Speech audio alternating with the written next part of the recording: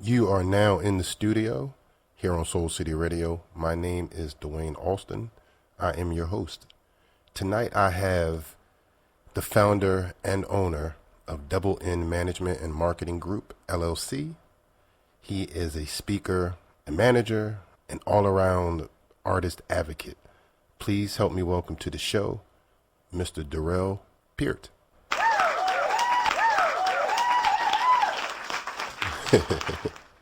Welcome to the show, Mr. Peart. I appreciate you taking the time to spend it with me.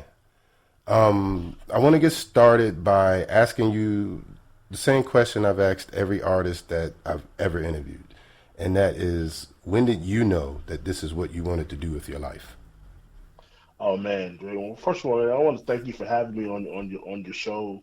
You and I go back a number of years, so We it's do. a pleasure it's a pleasure to sit down. I felt real honored to when you asked me to be a part of this, man. So I just want to first tell you what an honor it is to be here. But No problem, bro. No problem. I actually surprised that we haven't done this already. Truth be right, told. right. For me, I always say this, like I did not grow up wanting to be in the entertainment industry. The entertainment industry found me, right? It found me, I didn't find it. It all started for me. I live in Orlando, Florida. So around 2003 is when I started graduated from high school and was attending a local community college here called Valencia Community College.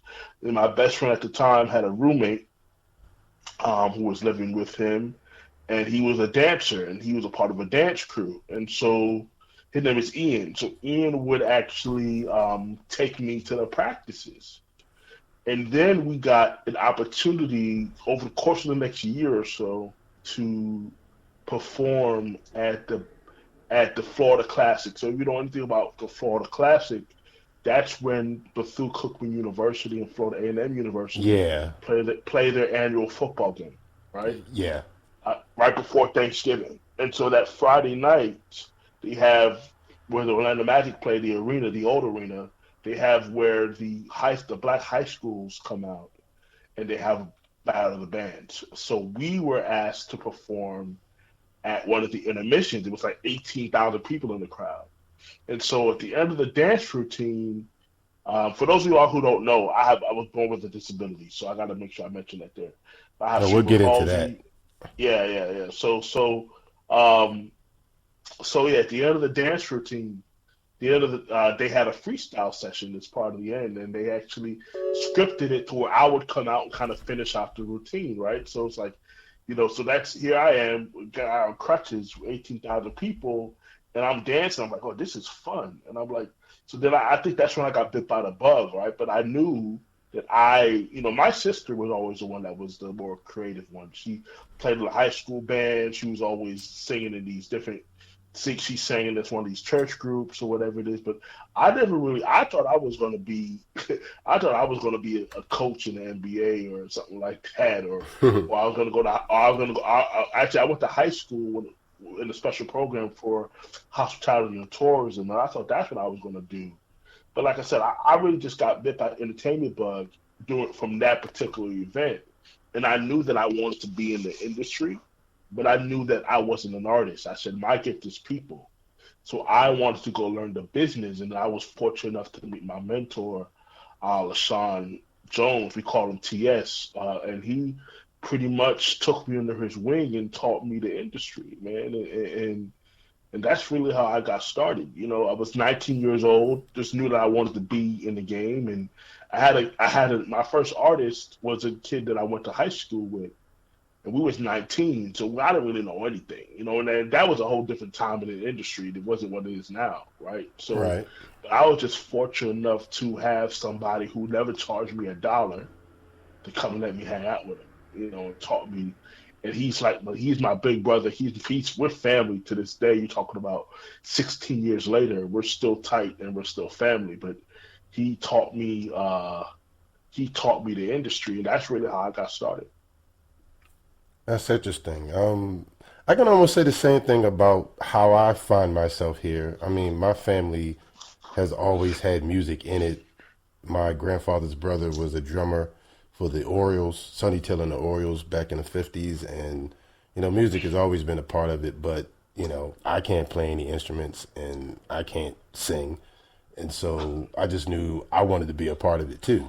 And my Right. dream was to always be a radio DJ. And it's a funny story. When I was in college,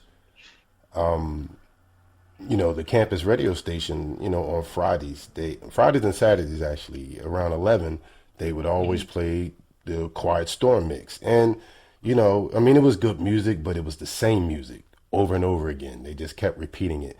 And, everyone who knows me, I'm a slow jam guy. So people be like, well, you should go work for the radio station. You should do it. And I'm like, you know what? Yeah, like you're right. And so I tried to do it, but they would only allow communications majors to work in the Ah, studio, and I was an engineering right, major.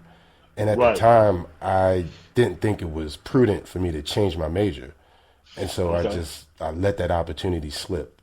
And okay. in hindsight, I wish I would have. But when the opportunity came about and I found out about internet radio, it was like I was just drawn to it, and Right, you know, right. here I am. That's awesome. That's awesome, man. It's interesting when because a lot of times, there's no, especially in this business, right? There's no real. Everybody kind of gets here different ways, right? Like everybody, there's no two. Somebody told me this a long time ago. No two people like find success. I think in anything in life, no two people find success the exact same Same way. way, We have right? similar journeys. I think there's a difference between having similar journeys, but then we talk about having the exact same journey. I only think we're only one, there's only you, right? There's only one version of us in this, on this planet. So nobody can actually have the exact same journey as us because we're individuals, right? So Right. if you think about it from that perspective, it makes total sense because unless we're a clone, unless we can clone ourselves, right? You know, nobody can actually have the exact same journey.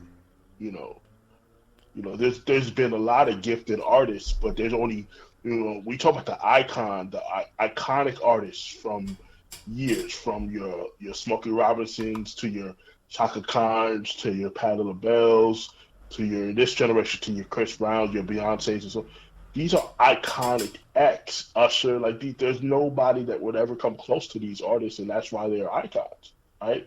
The other, Mm-hmm. so I just think that's what makes the journey of life interesting. Because again, no two people achieve success the exact same way. I think with anything, there's fundamentals, just like sports.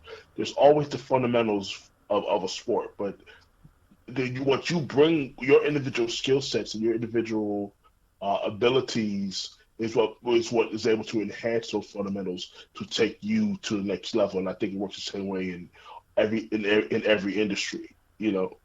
I'm not trying to be the best at in every single. I can't be the best in every single thing. It's impossible.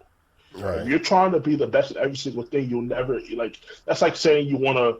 Let's say, like they say in business, I want to be everything to everybody. No, you don't, because that means if you try to be everything, that means you're never going to be good at. You're never going to become good at anything because you're trying to appeal to every single person. I think you have to know what your skill sets are and what makes you who you are, because people will come to me. I mean, for what, and we'll talk about this more, but I'm not the only one that does what I do, but I do it the way I do it, and that's what attracts people to me.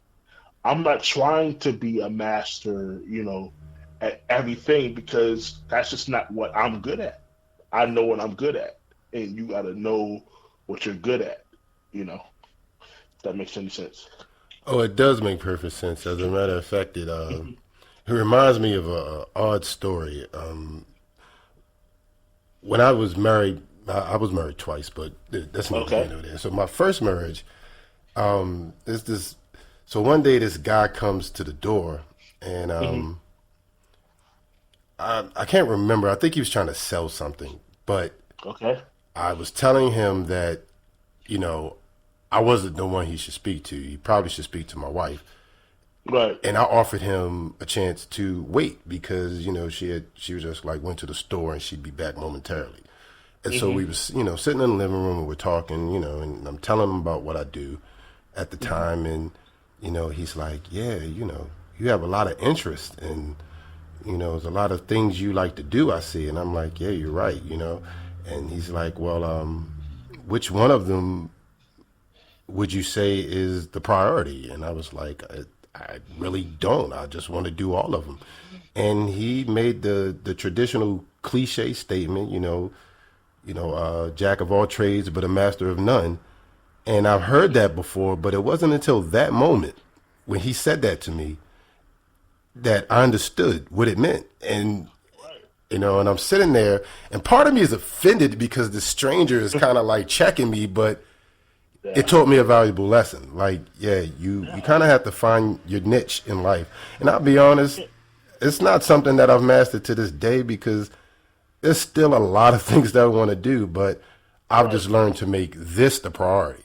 That way, Exactly. you You're know, exactly right. You got to think because let's take athletes for instance, right? The reason why LeBron or Kobe, these guys, like LeBron always says, like the main thing be the main thing, and that's basketball.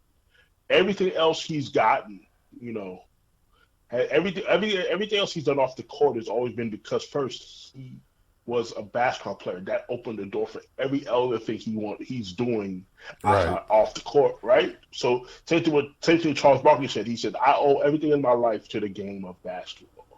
Basketball is what allows us." I said, "I've never had a regular job in my life." Charles Barkley always says that.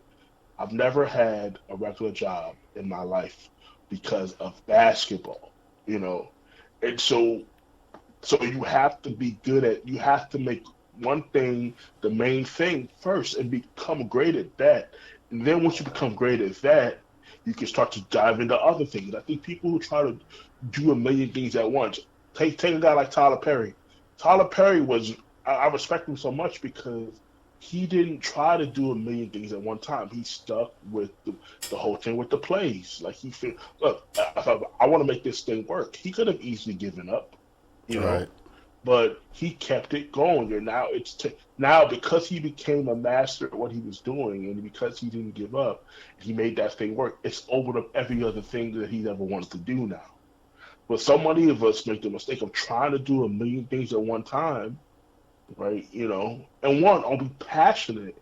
A lot of times you can't just do something simply because somebody else said, "Oh, you can make money doing this." If it's not your passion, I always say no. For instance, like I don't know if you ever get pitched to do network marketing stuff, like, and my lady, she does network marketing stuff too, and she's definitely. I think eventually I'll get back in because she's in it, but but really, a lot of times I really don't do it because if I'm not passionate about it, I won't do something. I don't care how much money you can make doing it because passion to me is what drives anybody. right, And if you're just doing it just because of the money, your why got to be bigger than money, and it can't just be money because money, at the end of the day, all money is a byproduct of hard work. Right? You provide value, something that somebody else wants, and they were willing to pay you for it. But you can't never chase money. You got to chase passion and purpose. And so I think, all right. So I think a lot of people try to do things because, well, I got to do this and this and this, and they don't ever accomplish anything because their brains are trying to do too many things at one time, and you're trying to be in all these different industries at one time, and each industry requires a specific skill set and language and things you have to know. Like, if you want to go sell real estate, you got to understand how that real estate game works. There's certain things that the professionals in that industry they know certain lingo. You can't just come off the street, decide you want to go sell real estate, right. and without going through training on how to properly do that. But so that's my point. If that makes sense. No, it makes perfect sense. It makes perfect sense. Okay, so I want to talk about your company, Double in Okay. Management and Marketing Group LLC. Right. When did you get started, and what specific services does your company provide for independent artists? Right. So Double N Manager, the marketing group, first stands for encourage. The double N stands for encourage, so N apostrophe courage, and apostrophe inspire. Right. Right. The reason why I named it that was because I didn't want to name my company after myself because a lot of people do that. Mm-hmm. And I'm just not a fan of that because I think that's boring. I think anybody can name, oh yeah, the Durell Peart group. Or like, what is okay, cool. But if you ask me what double N managing the marketing group, what does the double N stand for? And you think about the encouraging inspired, like that describes me to the T of who I am. So it's still me, but it's just not my name, right? So, and it's a conversation starter. I was just thinking that. People Yeah. automatically want to know what does that mean. So I can immediately have a conversation. And once they get a chance to get to know me, like, oh yeah, that is you. That is what you're all about. So that's why I named it that, right? So I've had that since 2015 so after I graduated with Full Sail. So I've been in the entertainment industry for 17 years. I had my partner, my mentor, as I mentioned before, Sean and I, we ran a record label together called Brothers for Life Music Group for a couple of years, from like 2005 to 2000, together from 2005 to like 2008, right? Then he moved to Raleigh, North Carolina, and then I began managing an artist named D. Cody. I'm I not sure. remember Did I send him. you? Yeah, you Yeah, might. I remember That's how long we've Decoded. been rocking together. That's so you and I've known you almost 10, probably close over 10 years then, Pretty much as because long as I've been doing this. Yeah. yeah. Because I think I remember sending. That's how I started. How I connected to you first, sending his music. And I haven't worked with him since right around since 2012, right? So we've known each other for a minute. It's not that I think about it, right? Yeah. So Cody and I started working solely together around 2008, and then we did an album called Us Against the World, released that in 2010, and then around 2012, him and I just we just had just two different pathways where we were going down, and I just decided that we just decided it was best for us to part ways. Hmm. And so in 2013 is when I enrolled in Full Sail University, where I got my degree in entertainment business, and I went to get my degree because it was just something that my dad wanted to see all his kids finish school, right? That was just something that was important to him. Right. So I said, if I'm gonna go back to school, because I had no intention of going back to school at that point, but if I was going back to school, I'm gonna do something that I want to do, right? That I'm passionate about. So I ended up going to Full Sail University and graduated there. Valedictorian of my class, advanced achiever of my class, won numerous awards there. And so after graduating from Full Sail, I knew that I wasn't going to go to LA or Atlanta or Miami or Nashville or New York. Those are really the five hubs, five spaces for music type of opportunities in America, right? So because of my disability, it was just going to make most sense because my support system is here in Orlando. So I knew I was going to stay here. So I said, okay, well, I'm basically going to become a freelancer, right? So I had been managing artists pretty much for over close to 10 years at that point, right? So a lot of the relationships that I had with managing artists, so let me see if I can go start doing this and helping other artists, and providing a service for them. And so I started working with a couple guys, a couple artists, Marty Price, who's a really dope R&B singer, and then another R&B soul singer named Deli Rowe. And I just started giving them just using my relationships that I had built up through the industry to help them. And so I said, "Oh, this is cool. I feel like okay, I can really start to help other artists through my relationships, right?" So that's really when like Double M Management and Marketing Group got off the ground, right? So as far as services that I offer, like everybody automatically thinks, "Oh, well, you have a manager company."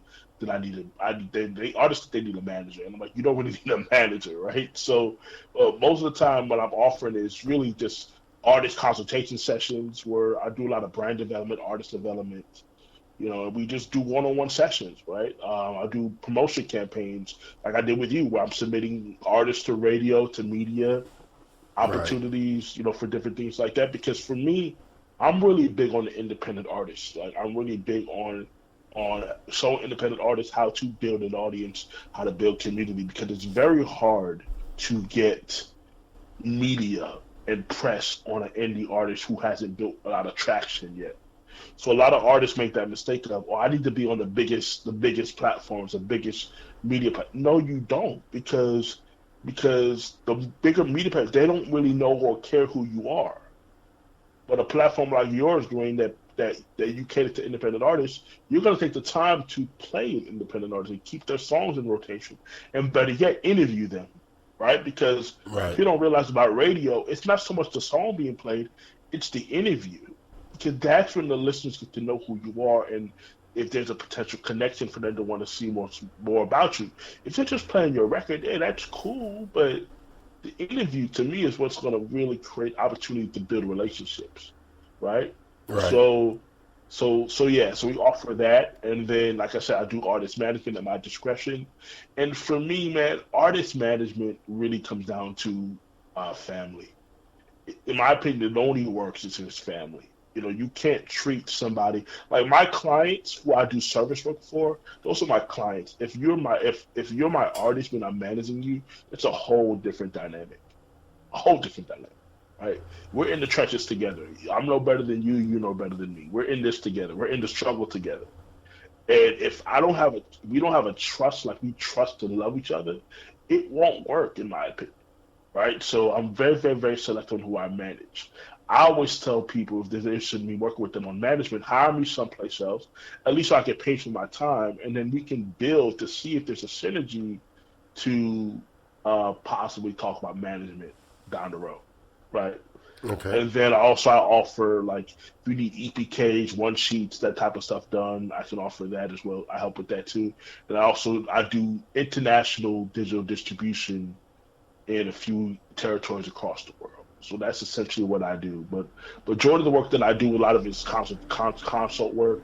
I'm just helping artists really navigate the space of entertainment, navigate the space of how to build their community. Can I tell artists that the only goal should be for them when they first start in this business? One is get educated, right? Because the problem with our industry, Dwayne, is that you don't need to pass any tests or get a license to say you're qualified to be in this industry or in this business, right? So we have a lot of people who get into music and entertainment because they have talent. Now understand that there's a whole education behind this stuff. And very few of them want to actually take the time to learn it. They just think that so much just give them everything. This doesn't work like that. So you need the education to if you have any chance or even want to even remotely even be successful doing this. Right? Take the time, invest in yourself, get the education. My rates are cheap, compared to, and not to diminish what I do, but my rates are very inexpensive compared to what they could be from other people that charge what they charge for them doing the same type of work that I'm doing, right? Right. So yeah, so the biggest thing is artists need to make an investment in themselves. Don't always ask for free. If you pay for something, you value it more. If somebody's just giving it to you, you're not going to take it seriously. But if you're making an investment in yourself, there's something you really want bad enough, you'll find the money. Because guess what? Especially in urban music, like, look, they have enough money to go buy weed, they have enough money to go buy Jordans and go buy the fresh gear, right? But they don't have enough money to want to invest into themselves, into a coach to help them get to where they want to go. Right. You know, it just because a lot of them when I talk to them about what a brand position is, or what the buyer fan persona is, or what demographics for psychographics mean, like these are things that they have to know, but most of them have no clue what I'm talking about. When I say the word metadata, they don't know what metadata is. Like, they just know that, oh, I'm dope, I can rap or sing, so I want to go make records now. And it's like, it's not that easy. This is a grind. There's nothing sexy about music and entertainment. This is all hard work. It's like working in construction. Right. It's putting on your hard hat every day and going to work. There's nothing really sexy about this business and this industry. But I will say this, right? There's three things about this that encompasses this, right? There's the music industry, which is your record labels, which is your radio stations, your media people, publicists, DJs, that type of deal, right? That's the industry, the tastemakers, the influencers, right? Right. Then you have the music business, right? That's commerce. That's, like what I do. I offer services and things of that nature. And people that offer different services related to music, right? That's the music business. But then the business of music is understanding intellectual property and copyrights and publishing and all the things that help you create the back end of your business, right? So a lot of people think you need all three. You really don't need the music industry to be successful in the music business as long as you understand the business of music, right? I So like that. all three of those things are have to be navigated three separate ways. But the truth is, you don't need the industry. The industry doesn't have to. The industry doesn't validate you. If you build a community and build an audience, and I know we're going to cover that. I'll probably be stepping ahead, but I just wanted to share that that you can be successful, doing this. Right. I want to go back and touch on the metadata thing again because Okay. as a radio guy, Okay. that's something that I've always complained about. Now, it doesn't really affect me personally because for some reason I find personal joy in, you know, applying metadata to music files, but Hmm. the average person, at least from what I've gathered, the average guy Hmm. in this industry doesn't really know how to do it. And so, No. it creates a problem. And I tell artists all the time, like, if you can, make sure that these files have the metadata and the meta tags attached because that's the only way internet radio is going to be able to display your music. Like it'll play it, Right. but no one's going to know who's singing this or even And, what it's called right. if the And metadata isn't there. even more than that, bro. Like metadata is how you get paid. Right, Metadata is how you get paid. Without the metadata, you can't get paid. There's no way to pay you off your intellectual property without the metadata. And so it's such something that people don't think is simple. For instance, if I say to somebody, what is the ISRC code? They don't even know what an ISRC code is. The ISRC code is an International Standard Register Code or International Standard Recording Code, and that's how they dig. That's how they can distinguish what songs belong to whom. That ISRC code that is like your social security number for your song. Why? Because song titles. If you have a song that says "I love you," somebody else that have the same song that says "I love you." How do we know who it belongs to? right, That metadata with that ISRC code, right? And so right, that's how people can identify your stuff. So metadata, like you said, it displays. It definitely should display the information, like you said, and making sure that especially if I don't know if your station is licensed through Sound Exchange, right, to pay royalties out to artists, but again, right, that's how these internet stations can pay, and that's how the internet stations and even the FM stations pay out royalties to. Well, for instance, I'll give you a little game here. So if you are an artist, right? Let's say you're an artist and you're getting played on. Let's talk about FM radio first. okay, So you're getting played on FM radio, right? Now you are an artist, but you did not write the song, right? You're just performing the song. In America, there's two sides of the copyright, right? There's a sound recording side of the copyright, which is the Form SR, and then you have the Form PA, which is actually deals with the performing arts side or the composition. So in copyright law, it's called a sound recording and composition. And in the music business, we call that the master and I'm sorry, um, the copyright law is called the sound recording and then the musical work, right? And in some of the music business, we call it the sound recording. I'm sorry, the master and the composition. It's all the same thing. It just depends on how you're looking at it. But okay, in America, we're one of five countries that only pay on the PA side of the copyright, right? Meaning if Beyonce's playing her song, this is why Beyonce when she gets the song from a songwriter, she's always gonna write on the song because she knows she's gonna get X amount of spins on radio, and she wants to make sure she's getting paid on that, right? So you only get paid a royalty on the PA side, meaning the songwriter and the publisher, right? The right, songwriter and the publisher is who gets paid on FM radio. The performer does not get paid. But if you're simply just singing the recording, your voice on the recording, you do not get a royalty for that. Now, that's where Sound Exchange comes in. So Sound Exchange pays out three royalties. They pay out to the master rights owner, which if you're an independent artist, it's you, right? If you sign to a label, that'll be the label. But most times, the independent artist is going to be you. They pay out to the performer, what they call the featured artist, right, which is the performer. And then they have another royalty called the non-featured artist royalty, or NFA, and that's for anybody that wasn't actually on the recording or owns the master. That could be a background singer, that could be an engineer, that could be a producer.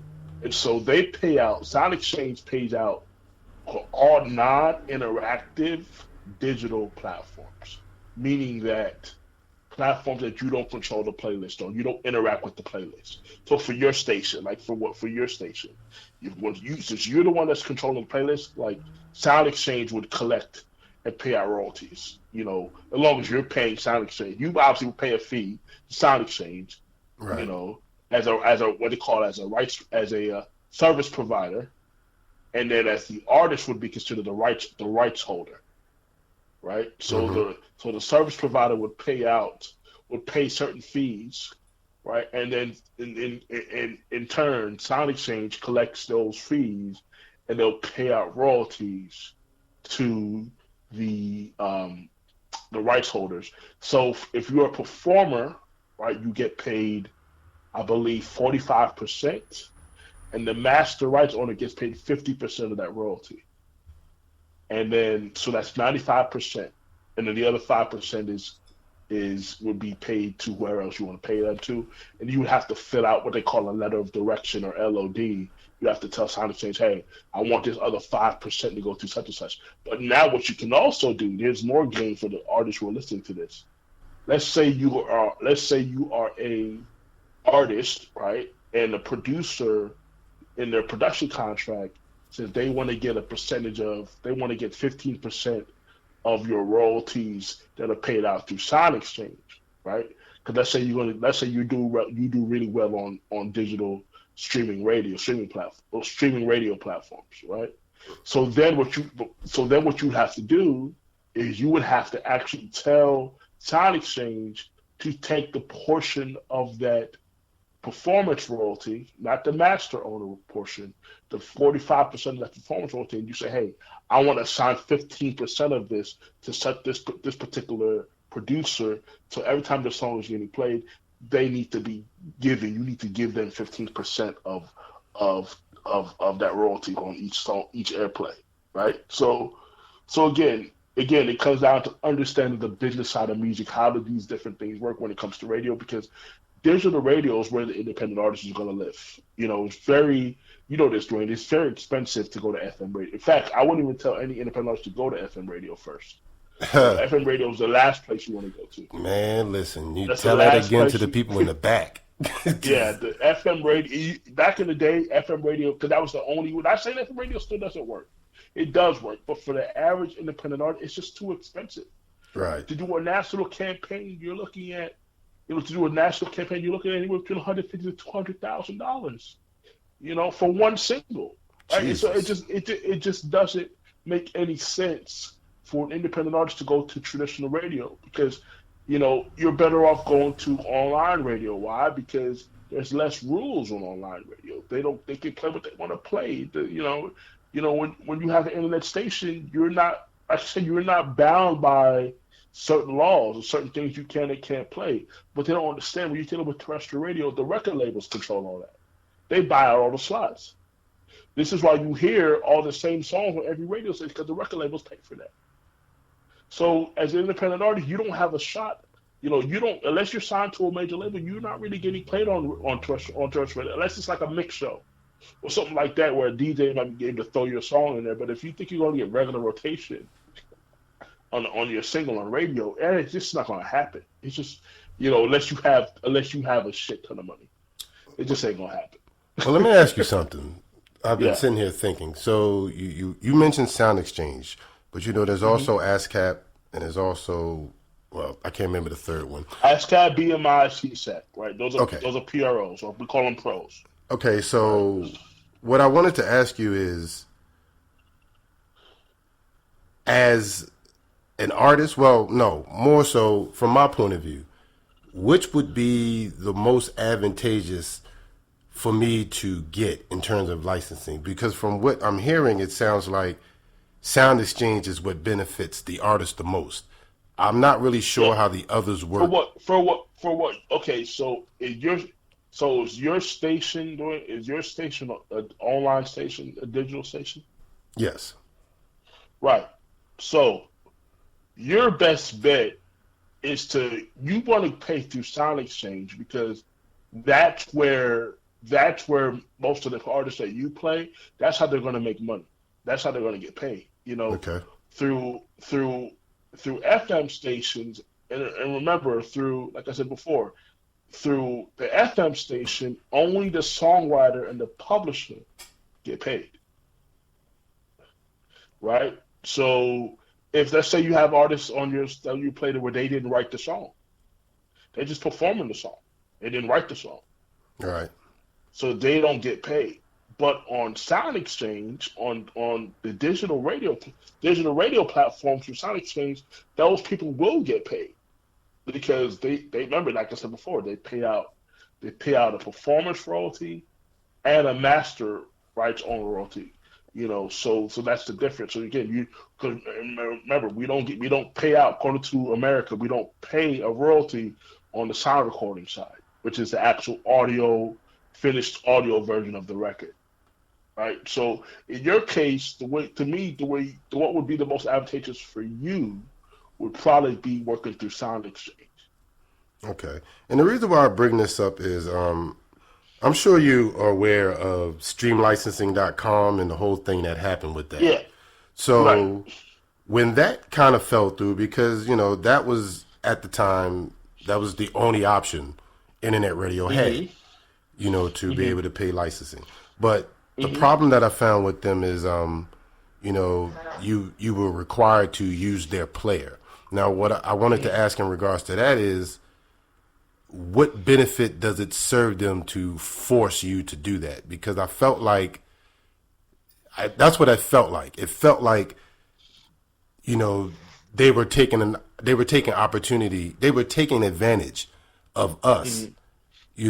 Mm-hmm. by trying to force us to use their player on our sites. Right. And the thing Right. was, the player sucked. It didn't work. Right. And it got to the point where we're paying into this, and But it's taking away the value of right, taking because away the yeah, value of your show. right, Right. I Right. still have to go find a different player anyway. So it's like, why am I paying these people? But then Right. we found out what happened, and obviously whatever you know backdoor shady stuff they were doing, and they ended up crashing, and it left a lot of people out there in the lurch. Now, Right. when that happened, I started doing a little research, and I found out that ASCAP started doing internet radio licensing.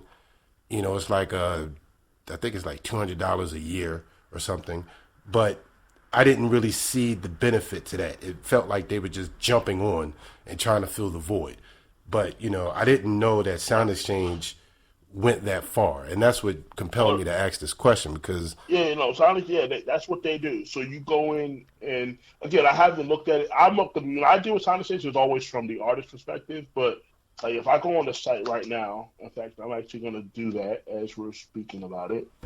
But you would basically go to sonicexchange.com, and then you would have to fill out. I don't know what the fees are.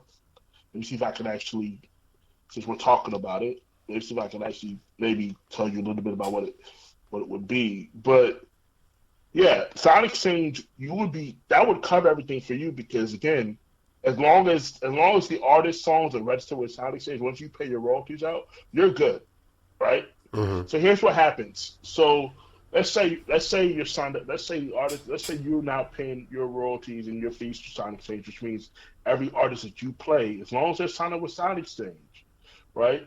Along now you could be playing the song, right? You could be playing the song. As long as you submit your stats and everything in the Sonic Exchange, they will collect the royalties. What will happen is, let's say the artist isn't signed up to Sonic Exchange, right? hmm Sound Exchange will collect the royalties for up to 3 years. Kind of After like three hold it years, for them, so to speak. right? They call it the black box, right? So after 3 years, they hold the royalties, right? Mm-hmm. Then they do a pool release where they disperse the funds to the other executives within the company, I believe, or something like that. They disperse the money, right? So they hold your money for up to 3 years, right? After you, they say, okay, I guess they're not coming, so we gotta give these money. Because remember, you as a service provider have been paying out these royalties. You've been playing songs, and the royalties is accruing, and it's accruing, it's accruing, it's accruing. At some point, they have to pay these royalties to somebody. I heard one of my colleagues told me he had an artist that found out that they had 7 grand waiting for them at Sound Exchange for Mm. royalties that was owed to them over the course of like three. Again, so that's another whole revenue stream. I mean, I know artists who like I said, who make an extra couple $100. You know, they might make the extra couple $1,000 a year just off.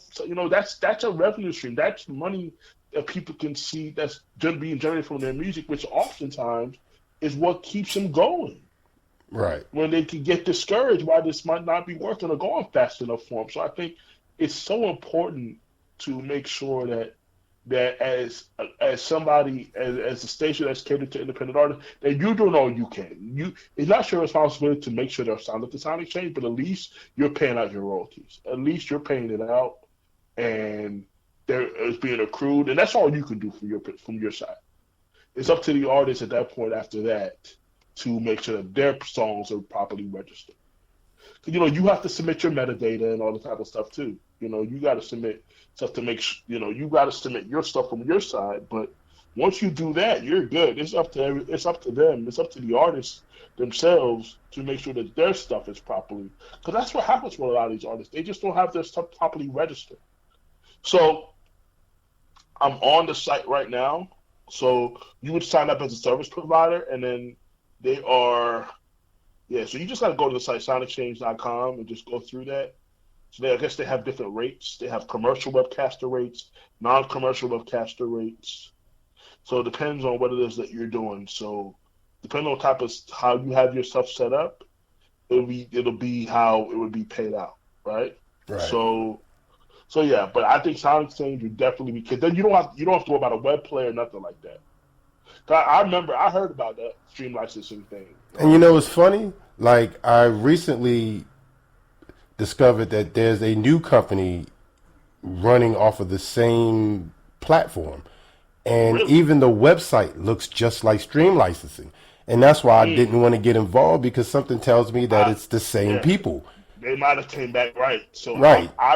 if I was you, I wouldn't even go to them. I would just go right to Sound Exchange and deal Right. with them because and they would and just ask whatever questions you need there. And once you're paying out your royalties, through Sound Exchange, because what it is you pay Sound Exchange a fee. Like they charge you a fee, a webcaster fee to broadcast the music, right? Right. And then the artist will then get paid royalties from that, you know. And so once you do that, you've done your part. It's now in order for the artist to actually see their royalties, they have to be signed up. You don't got to worry about that at that point. That's up to them. You know, Well, I mean, that's kind of why we're here today, to help educate them so that they'll know what exactly, they have to do as artists. exactly. Yeah. So every independent artist should be signed up. Okay, a couple things. If you're an independent artist, you need to have your own publishing company.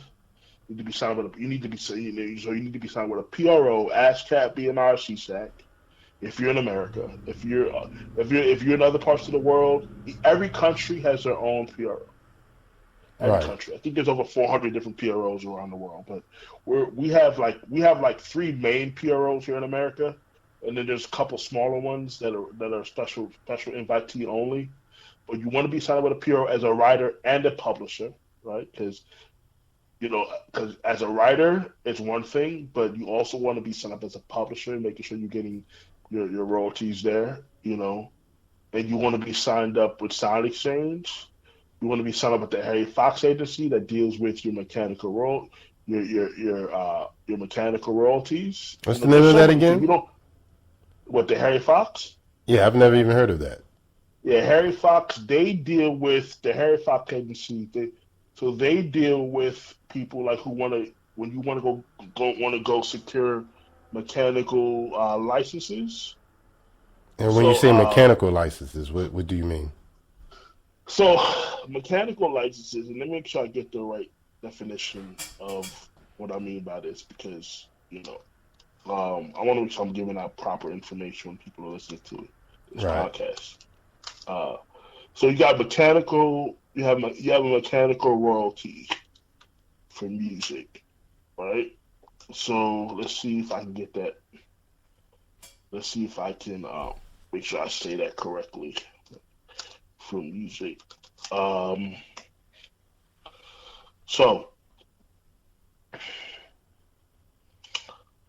mechanical royalties in music is paid out to a songwriter whenever a copy of one of their songs is made. For instance, so whenever you have like a CD, so say for when a record label will like release a CD of your song, it's they have to pay out a mechanical royalty, which basically means a reproduction of that song. Anytime the song is reproduced, meaning and duplicated, there's a mechanical royalty of that's paid out, and I believe in America it's 9.1 cents per sale, right? Okay. For every time that song is being reproduced, that song, every time that song is downloaded or on the CD and pressed, there's a fee of I believe 9.1 cents that's actually going to Now be you're paid to the talking. song. Now you're talking physical CDs.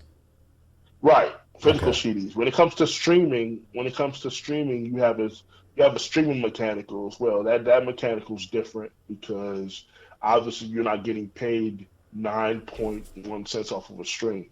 Right. So streaming has changed it differently, but we're talking about specifically when it comes to like a download off like iTunes or Apple Music, or a CD, anything like that. Because there are still CDs, believe it or not, people are still dealing with CDs, in certain parts of the world, So yeah, but mechanicals are important. So those are 9.1 cents. So essentially, let's say you sold, 1 million records at 9.1 cents. That's $91,000. Jesus Christ. Obviously, that doesn't happen much these days, but that's you can make a nice you can make nice money back when we had CDs was it. I mean, these songwriters could make a lot of money, but obviously now that we have streaming, it's a whole different ball game, right? Right. So yeah, so mechanical royalties are royalties that are paid out to a songwriter whenever a copy of one of their songs is made. For instance, when a record label presses a CD of your song, you will do a mechanical royalty. Like, You okay, know, so an example. Well, I'm thinking this may be an example. right? There's an artist friend that that I'm associated with, and we've had a professional relationship in the sense of I've always just done whatever I can to support her. She's out of the UK, and so Hmm.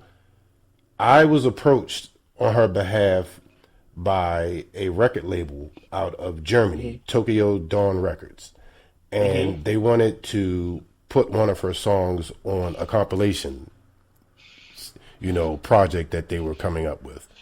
I mean, is that kind of where that falls into it? When is that what you mean? So they wanted to put her. They wanted to put her song. They wanted to put her song on a compilation. Right. It was a song that she already had out. They heard it, they liked it, and they wanted to add it to this particular compilation project that they were doing. And so they came to me because I guess I was the one that they realized could get to her. And I brokered that deal, and they put her song on this compilation project. And Well, because yeah. So because you said it's in the UK, their rules are different. So the 9.1 cents is for America. no, no, I So mean, what I'm asking is that what you mean by like a mechanical licensing? Like, is that where it applies? Right, yeah. So if the song, yeah, so there would be, yeah, no, so yeah, as a songwriter, she would be due a mechanical royalty for Okay. every reproduction of that particular compilation. No, Okay. whoever's the songwriter on that song. If it's her, if she wrote the song, yeah, then she would be due a mechanical royalty for sure. Yeah, she probably made a good chunk then because, well, I mean, I don't know how that project sold, but I know she wrote the song and she performed it. So Right. I know she probably owns the masters or, Yeah. whatever else that the artists need to do because, she's been in the industry for a while in the UK and she's pretty smart. So, Yeah. So if her, and if she's based in the UK. yes. Yeah, so their rules are their rules on mechanical royalty is going to be a little bit different. Okay. The 9.1 cents is just for America. Uh, yeah, So what determines that kind of rate? Like what kind of Congress algorithm? con- Congress does. As far as the mechanical rate, that's set by that's the statutory rate. That's set by the government. Huh. Yeah, Interesting. All right. yeah, Because we don't have that much time, I want to make sure that we do get to the main reason why you're here. But for before sure. that, I wanted you to talk a little bit about your affliction. Like I know you said disease at one point. I remember reading, but I don't like to use that word because it sounds so Well, final. yeah, I call it a disability. Disability. And the way the reason why I call it that is because again, it's not one of those. It's not going to get worse, but it doesn't get better. You know, Right. you just live with it. A disease, in my opinion, deteriorates. Like a cancer, Yeah. That's why I don't like to use that word. cancer, yeah, cancer deteriorates. Uh, yeah. So cancer deteriorates. Versus what I have what I have is a disability. And for me, so what I have is called spastic diplegia, and it just basically means when you lift my legs up to a certain point, the legs, the tendons in my legs get tight, and thankfully my cerebral palsy only affects me, physically. For some people it affects their motor skills and their upper body and all that. But I'm very thankful that I have full control of my mind and my brain and everything like that. So I've seen how it can affect a lot of people in a much worse than it affects me. So I'm very blessed in that regard. I feel like I haven't met anybody in the music industry with what I have doing what I'm doing, and as an executive, really making a difference. So like I feel like in my opinion, that I feel like I'm blazing a trail for people that's coming after me that may have a disability and still want to be in this industry because this industry is tough, man. It's not easy. And so I want to be the person. I want to have a voice for people who may have an interest in wanted to do what I do, but may not know how if they can do it. How they can do it without even living in a big major city. Like I live in Orlando, which it is nowhere close to being a music hub, but I'm known globally around the world. You know, Right. so I really want to be a trailblazer in to um helping to show that hey, I don't let my disability stop me, and I'm here to make a difference in the lives of people. And it's really simple for me. The more people I can make a difference for, the better it is for me. I've Gotcha. never done this for the money, Dwayne. I do this because it's really my passion for me. This is to make a difference for people, Oh, right? believe me, I definitely understand that. Definitely understand that.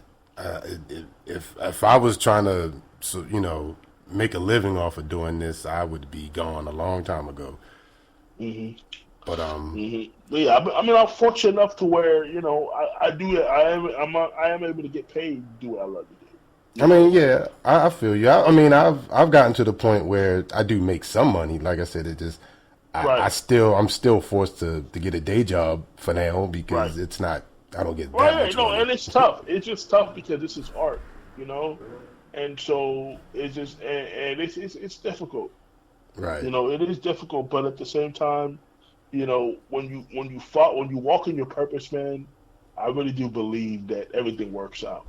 You know, Right. when you walk in your purpose, I really honestly do believe that everything will work out. You know, if you're not walking in your purpose and you're not doing this for the right reasons, then I really don't know what to tell you. But if in your heart, if you operate with integrity and doing things the right way, people can tell if you're genuine. People can tell if you're full of crap. But me, I always make sure I operate with integrity. I'm honest. I'm transparent.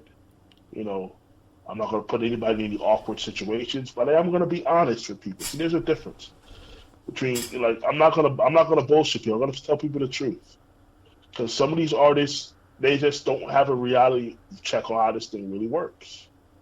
That's Like true. I like this is mean, art. This is art. We can't guarantee how things are going to happen. We can't guarantee how fast things are going to pick up for you. Nobody knows that. But what I can do is I can promise you that I'm going to be a man of my word. You're never going to have to chase me down. Anytime we have the conversation, we're always going to be transparent in every single way. But for me to sit here and tell you that it's going to happen, you know, this, and this by this time, nobody knows that. And if they're telling you that, they're lying to you. And I just don't believe in doing it that way. I believe in being honest and transparent. that's the only way you can be. Because, like you Right. said, you have to establish trust and build a bond and in a relationship, but you can't build that off of a lie. And that's just in Right. life in general. You can't. Exactly. And I think, So, and Dwayne, you know what, man? Unfortunately, there's a lot of people in the music industry. Remember, there's a difference between the music business and the music industry. There's a lot of people in the music industry who out here taking people's money. And then artists feel like they're getting scammed. So then when somebody like me that comes along that has integrity, it's like they don't want to pay. It's like, no, if you see value in what I do, pay for that value. Because any artist that comes to me, I always give them initially a free 30 to 45-minute consultation. Why? Because I'm interviewing them to make sure are they somebody who I want to deal with. right. I don't care if they got the money. Are they going to be a headache? Or are they going to be somebody who I actually want to deal with every day? Who I don't mind having conversations with. So again, I feel like any of us can give up. It doesn't. It's not going to hurt me to give up 30 to 45 minutes of my time. It's really not. Everybody's telling you it's really going to kill them. It's really not going to kill you. It's trust me, Right. it ain't. Because you would have been out there doing something else anyway. So, so for me, like, look, we can spend 30 to 45 minutes so I can see, because I'm very confident in knowing that after the 30 to 45 minutes, that you're going to want to work with me. I'm extremely confident in that. But the question is, am I going to want to work with you? Ah, I That's, hear that. you know what I mean? I So, hear that. Okay, so now let's get the masterclass started. Now you've mentioned several times up till now about artists building a core audience, and I want to talk about that because I personally, I agree with that as an artist. Meaning, well, I'm not an artist, but you know what I mean. I agree with that only because from my point of view and what I've seen, that is how independent artists are able to maintain because like you said, their odds are they're never going to get into mainstream radio. And so you have to find your audience. And then you have to keep that audience. You can't let them falter. I mean, it requires some work on the artist's behalf, making sure that you, at least as a music fan, I would like to say, don't change who you are in terms of, the artist that you sought out to be when you started this journey even when you gain some success. I mean, because we all know the music industry, as you've quite defined it for me, they will suck you dry. You know what right. I mean? And so like you have to do that. Now, I want you as the professional here in that regard to explain what it is to build a core audience and exactly how that will help the artist. Okay. Like I said, so I got about 20 minutes. and Okay. then yeah, so then we'll go from there. But yeah, so for me, it's real simple. Let's see. Hold on. Never mind. I think we could. Okay, no, we're good. We're good. We can. We're good. Don't worry about it. So I pushed my meeting back, so we're fine. Okay. Um, cool. So okay. So basically, how we do it is building community. I'm sorry. That's sorry. Why do you want to build community? All right.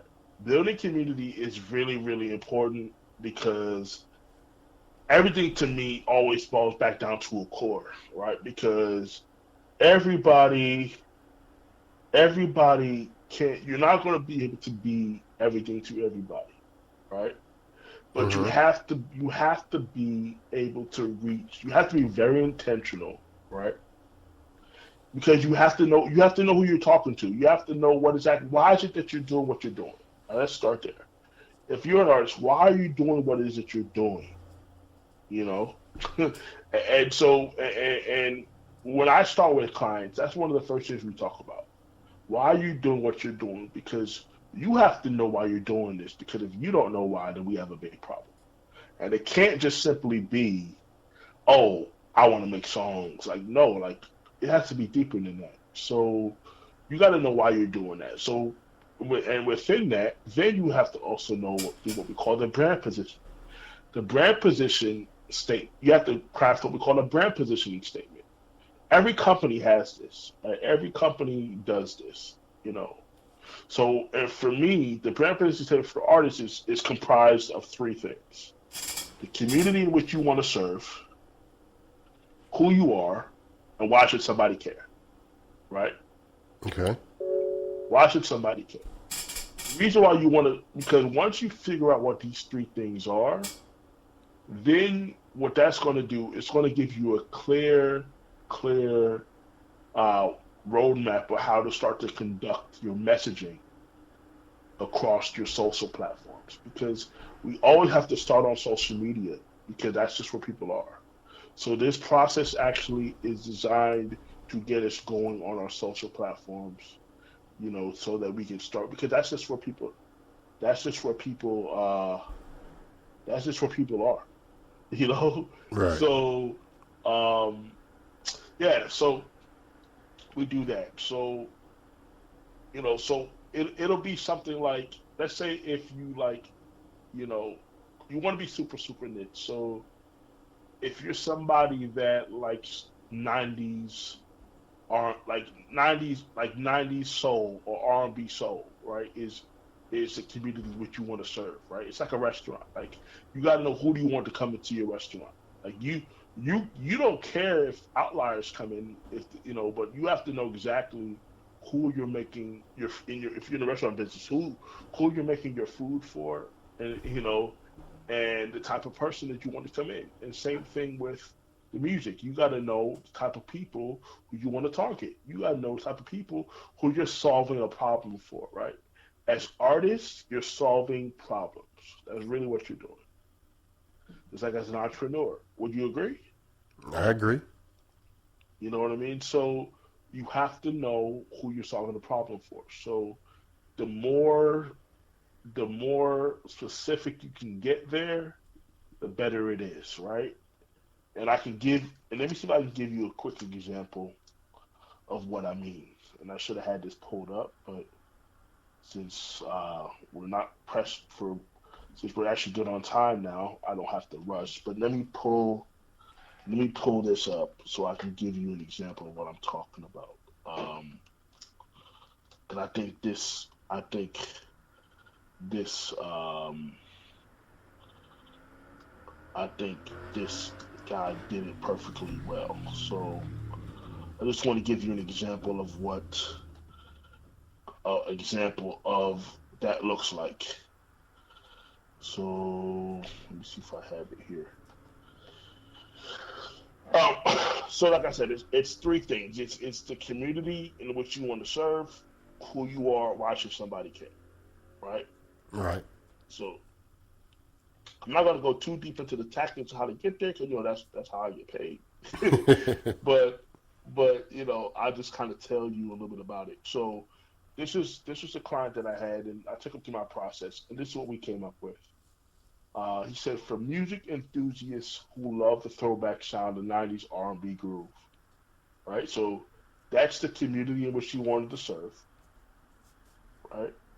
He, the artist, I'm Caldwell, is a smooth crooner of a vocalist and powerful songwriter, right? That's who he is as a brand, right? Okay. Um, that delivers melodic stories of strength, motivation, and perseverance, setting him apart from all other R&B soul artists. That is what makes him different, right? That's why people should care, right? Okay. He's also bringing assurance that life is not all bad and there are plenty of good times yet to be celebrated because every song is from the experienced life and heart of this Billboard charting songwriter and vocalist, aspiring to inspire and encourage and uplift everyone from every walk of life. So imagine if you read that statement somewhere. You wouldn't know exactly who that particular person is. You know exactly who they're talking to, right? Mm-hmm. So wouldn't it be easy now to be able to be very intentional when it comes to creating content around knowing that you're talking to that particular person, right? Knowing that you're talking to that particular community, right? So after we craft the brand position statement, then because you got to know who you are, right? The brand position allows you to know who you are, right? After we craft that, then we do what we call the buyer fan persona, right? Or this is sometimes called a character analysis. And what this is we now have to find out, like I don't know if I mentioned this before, but everybody always talks about when it comes to analyzing their fan base, they always only care about the demographics, which is the study of people, the who, what, when, and where, right? People, but to me, that's not the most important piece of it. It's the psychographics that matter, which is the why. Okay. Psychographics is why people do what they do. Psychographics is when you know um, why do they shop where they shop, why do they live where they live, why do they watch these certain types of movies, where do they like to hang out. When you know that type of information about your audience, who you're trying to talk to, it makes it much easier to craft content that's going to get them to want to engage with you. Because the only function of social media is to create engagement. True. Outside of engagement, what else is there? So but again, you have to understand if you're trying to build community, you got to understand what it is that you're doing here. The demographics and psychographics is very, very important. It's extremely, extremely important, right? So once we create that, now your messaging across your socials now become very, very, very obvious and very, very, very intentional who you're speaking to. And if done correctly, it will draw the right people to you. And everything that I'm talking about, I do myself. My mission, all I talk about is how to build a core audience, how to build community. You watch my post, Wayne, so you know what I post. Yeah. You know, so I post the same thing. I don't deviate from it, right? I don't deviate from my message. I keep my message the main thing. I might deliver it a different way on these different posts, but it's always at the core the same thing. Why does community matter? Why does having a core audience matter? I always tie it back into why having a core. So anybody who knows my brand knows that's what I talk about. That because guess what that's doing with them? That's actually establishing trust because they trust my content. They trust what I'm doing. When you're intentional about building community, and solving problems for the consumers of your music, they trust you. Now they want to support you, right? Once they trust you, once they know you're here to solve a problem for them, now they now they want to support you. Now, when you ask them to join your mailing list or give them your phone number so that you can keep in touch with them, they don't mind doing that because they built trust over time. And now you get them into your funnel, right? This is you get them into your funnel, and once they're into your funnel, right? We call it a sales funnel in business. When into your sales funnel, you have different parts of the funnel that eventually, at the end of the funnel, should create a conversion, right? Right. But you have to create trust, right, through what I just said, through your brand positioning, through your messaging across your social platforms, where they want to engage with you, they want to see what else you have going on, and then you take them from social media because you don't own the relationship on social. You don't own that. If Instagram goes down tomorrow, if Facebook goes down tomorrow, if TikTok goes down, any of these platforms, if it goes down, you don't own the relationship. So you have to take them as quickly as possible from a platforms that you don't own to what you do own, which is either an email list or a phone number, something where you can text them directly because that way you now maintain the overall control. You can reach out to them whenever you want to. If you have a new product coming out, if you have a product, if you have a single, whatever it is you have coming out, you can talk directly to the people who are now supporting you. And now you have community. And through that community, now everybody who supports you initially may not become part of your core, but at least they're supporting you. And through people that's within your community, you're gonna have your core people. You got the ones that are always gonna support you. You're only gonna monetize off of about 17% of your audience. That means if you have 100 people in your community, so to say, 17 of them is gonna buy from you. But Hmm. those 17 people are going to tell their friends, and they're going to tell their friends and their friends and their friends. And that's how you build a core. That's how you build community. And so, because you got to also understand this too. There's only two types of artists in the marketplace. I don't care what genre of music you're doing. It's either going to be trendy or talented. So if you're just trying to do what's on trend, and that's why I said music these days has become a hustle because artists now are doing music because they think this is something you can just come in the game and throw a little money and you can pop off like that. It don't work like that. This is like politics. You got to build it. People got to trust you. So what happens is people try to come in and try to come off of a trend. What happens when that trend changes? Exactly. What happens when that trend changes? If they don't know how to shift with the trend, if they don't have a skill, the difference between having a skill and be able to just catch something that's on trend. If you have a skill, then you can always go back down to that skill. This is why you have the hit songwriters. They can do this over and over and over again. They didn't get lucky. If you on trend, you might have just got lucky. But if you do this off skill, Neo is skill.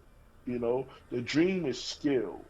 You know, Julia Michaels is skilled. These people who have multiple hit records, they've developed a formula and a skill for this.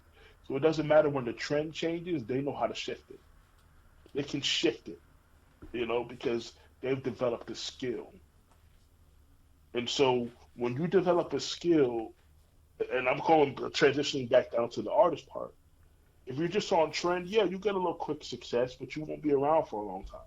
Now, there's some artists where the design is for them to only be around for a small period of time. They know this. We have a small window that we're going to come in and capitalize off of, and then we're going to get the hell out. Then you have other artists who are career artists that are going to take longer to build over time. Those are career artists. You got to build them over time. So this is not going to happen for them right away. But those are the ones, Dwayne, that are going to have a core audience. It's going to grow with them over time.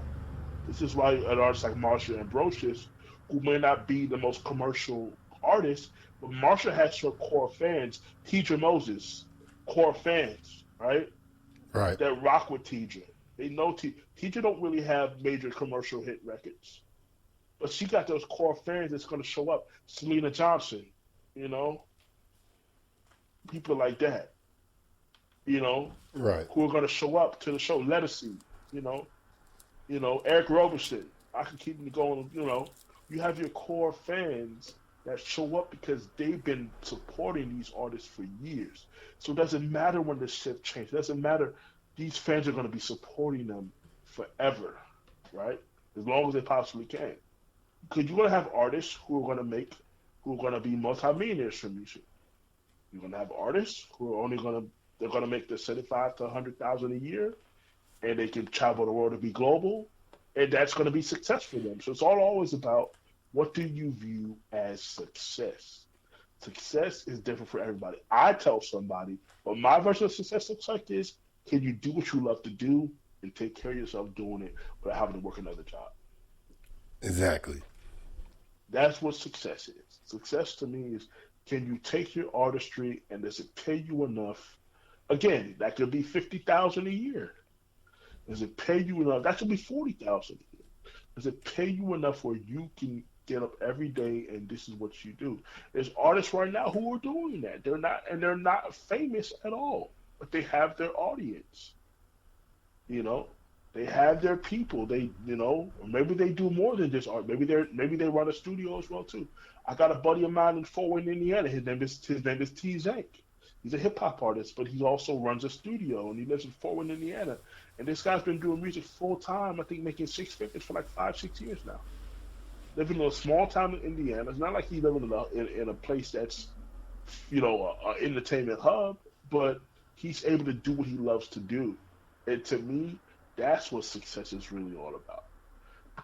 But also too with community, man, you gotta be authentic. There's three things about fan engagement that matter, bro. You have authenticity, right? Hmm. Consistency and sustainability. Are you authentic, right? Right? Are you authentic? Do people believe you? Right? Is it real? Consistency meaning, do you show up every day on your social media account? Do you show up every single day? And also sustainability. Have you built a system to sustain it and be able to um, convert at a high level? Right? If you Right. can do those three things, you can be successful, man, and without being the biggest name. You know, my artist Xavier Keys has figured that out from Chicago. You played his music before. Right. You know, he's figured that out. He figured out how to be authentic. He's consistent, and he sustained. He's built a system that he knows how to convert, and he has real fans that he can monetize off of. Right. So if you can do those three things, that's real community now. Now you don't care what the industry says. You don't care if you don't have a number one record on the Billboard charts. None of that matters because your community is what is who speaks for you. They're the ones who validate you, not the industry. Too many people are chasing the industry. So I tell people, stop chasing the industry, chase community, chase purpose and passion, and everything else you want will happen for you. I guarantee it. Well said, brother. Well said. And on that note, we'll go ahead and wrap this thing up because, you know, I could go on forever, but I know you got things to do. So, Man, I love this stuff, man. I'm passionate about this stuff, as you can see. yeah, I can tell. But yeah, before you go, just go ahead and put all your details out there. Let these artists know where they can find you, and just For anyone sure. who's interested in learning more about what it is that you do. Sure. So, like I said, if you guys want to find, I'm Durell Peart on all social media accounts. That's Durell Peart, Durell Peart. If you're interested in wanting to get in touch with me directly, you go to textdurell.com. This is TEXT Durell Durell.com. Textdurell.com, and leave your phone number there. I will get back to you. Let me know that you connected with me off Soul City Radio and in the studio podcast, and we could definitely chop it up and have a dialogue and see if there's some synergy there for me to work for us to work together. I'm so passionate about helping artists.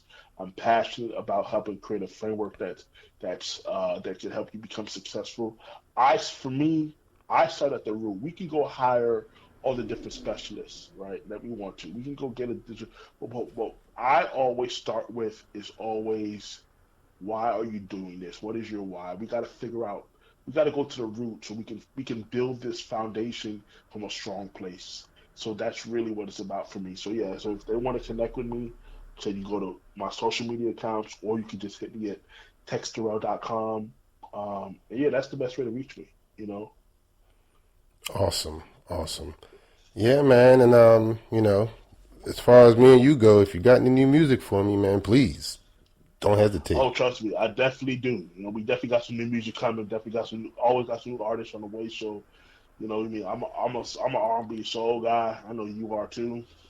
Yeah. So, I love hip hop too, but I'm definitely a sucker for R&B and soul. So, for sure, if I got anybody that I think will work well on your platform, I'll be definitely sending them through. And I want to thank you once again, man, for allowing me to share my story a little bit and share my passion, what I'm passionate about, and hopefully educate um, some independent artists and creatives looking to help themselves navigate this crazy, crazy space, man. I think this is the best time if you want to take your music career seriously. Right now is the best time to do it because you literally control your destiny. And you have And nothing else to do because of COVID. yeah, yeah, never before has a creative person had this much control over their success because you no longer need the label. In fact, I was telling this to a friend of mine earlier. The label should be the last thing you're thinking about, right? Yeah. Find community. The only thing an independent artist should be concerned about is building community.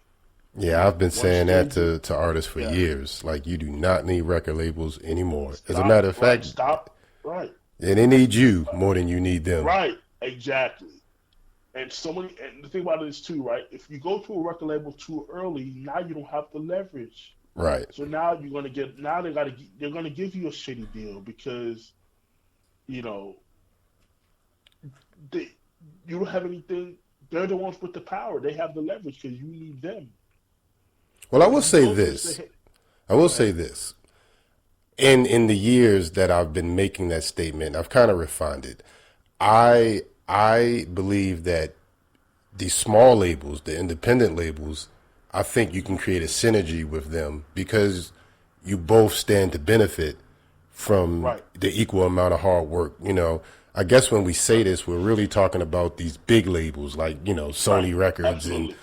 You're right. all these big conglomerates that you could tell don't really care about the artists. It's just about the bottom line with them. Right. Okay. You're right. No, I totally agree with you. I totally agree. I totally agree with you on that, man, for sure. You know, the smaller labels, if you can, again, it goes back to, like you said, finding those relationships and that synergy where everybody believes. But like you said, when you're dealing with the major labels, it very much is, an assembly line, man, type of thing. Right. And then it's much, much different at that space. Um, A&R, somebody said this on I don't know if you remember the new Clubhouse app I that was am. I don't recently have an added. iPhone, so I can't get on it. But Got you. It's gonna be they're gonna be making it public here pretty soon. But I heard one of the industry vets on there say the A&R now stands for. I've loved it ever since he said because it's so true. A&R no longer stands for artist and repertoire. It stands for analytics and research now. That's what it's become. The I A&R didn't even stands know for that's what it independent. used to stand for. Artists Yeah, and artists. repertoire. Art essentially used to be about A&R used to be about finding talent and finding songs, right? Huh. Could you could you nurture talent and could you find the right songs for that talent, right? But you got to think about it, right? So think about it back in the day where Whitney Houston and Clive Davis, right? Hmm. Clive Davis made it a point because Whitney Houston, in my opinion, always wanted to be a black artist, but Clive made it a point with her that he never wanted her to be a black artist. He would always say that song's too black for her. He wanted Whitney to be a pop artist. Hmm. He wanted Whitney Houston to be a pop crossover artist, but she, in my opinion, always wanted to be more because she comes from the hood. And she She comes comes from from the that. church, She like comes from right. She comes from that, but Clive wanted her to be a pop. I want to dance with somebody. That was a pop record. That wasn't a black record. You know what I mean? So there was a see, and what people gotta realize too, and I got some little time, so we could delve into this a little bit, is that See, artists, the legendary iconic artists have careers because of those black music departments. They should see they have careers now because of black music departments and black music executives because you couldn't market to black audiences the same way you marketed to pop audiences, in the old industry, right? Mm-hmm. So a lot of these artists should be thankful because they have careers because of that. Because they still have, again, they have core audiences because of that, right? They Right. can still go hit the road now because they can still do what they love to do once COVID ends, right? Because they have a core audience because they were marketed to a niche audience, right? So if you think about it, but going back to, I just want to bring that up because it kind of ties to what we're talking about. They have that community. They had that community of black people, of black audiences, and that allowed them to have careers and still do. And it's 30, 40 years later, and they still can go out and tour because it goes back out to having community. A lot of times, those pop artists, you were just doing whatever was on trend at the time, right? But when you were specifically marketed to a particular artist, people, that became your community, right? Right.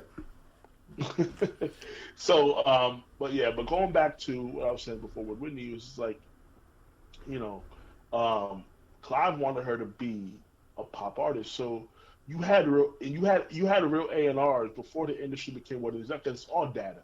The industry now, the A&R position now is all data. It's all research. Like, okay, what are your numbers looking like across the social platforms?